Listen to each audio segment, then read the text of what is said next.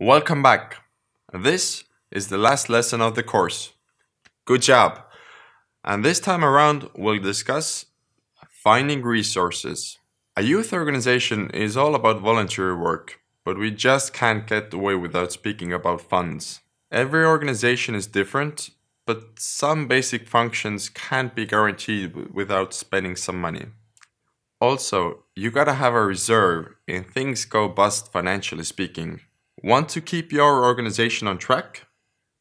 These are the 5 most common ways of funding an organization. The most common and easiest way is to ask money from your members. But remember, you expect your members to put in voluntary work and contribute their free time as it is, so participation fees can't be too high.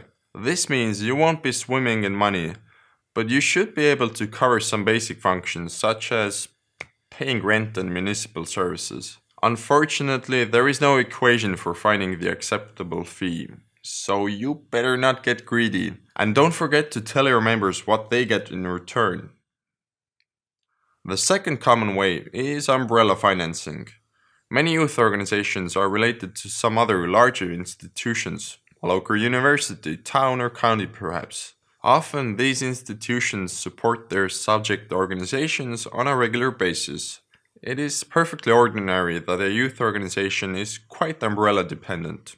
It is not something to be ashamed of as long as your principles and goals overlap. What's really good about this is the high level of financial stability it can bring. Your next options are sponsorships and fundraising. Getting sponsors can be really challenging. Be sure to consider the tips we discussed in the previous lesson. In addition to finding sponsors, you can also throw a fundraiser where you charge people for a concert, you could give public speeches, or sell cookies. Use your imagination. You'd be surprised to know how much people are willing to spend for a good cause. The newest approach is to use crowdfunding, like Kickstarter or whatever your local equivalent is. This requires great marketing skills, but has a potential of reaching many people with little money spent. The fourth option is writing projects. There are many foundations, local, regional, as well as international, that share money to projects related to their causes. Look up all the possibilities and find out about the requirements. When applying, the most important thing is to have a clear vision. You need to have a plan for what you are asking support for. Be precise, realistic, and brief. Now, things might get difficult with the financial plan. Consider asking for more money than you initially estimate, since many projects are cut down by roughly 20 to 30%. But again, don't get greedy. If you have other sources of income, be sure to show that it's a benefit. If you have no experience, then ask for advice. There are consultants available for this, and some might even help you for free. Or maybe you have what it takes to be an entrepreneur as well.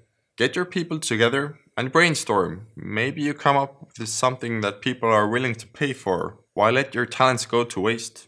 Keep in mind though that if people are really good at something, at one point they might not want to do it for free. You have to be ready for the moment when one of your members decides that they're too skilled to be working for free anymore. Don't worry though, there's always someone else who wants to learn. It's just a matter of finding them. So, there you go. That's 1, 2, 3, 4, 5 ways to find resources for your organization.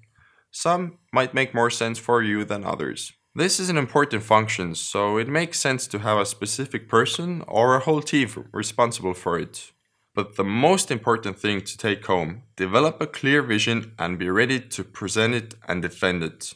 Be imaginative, be brave, be personal, be different, be ready for setbacks, but most importantly, believe in yourself. That's it. This was the last lesson of the public relations course. Don't forget that watching these videos alone is not enough to get the hang of it all.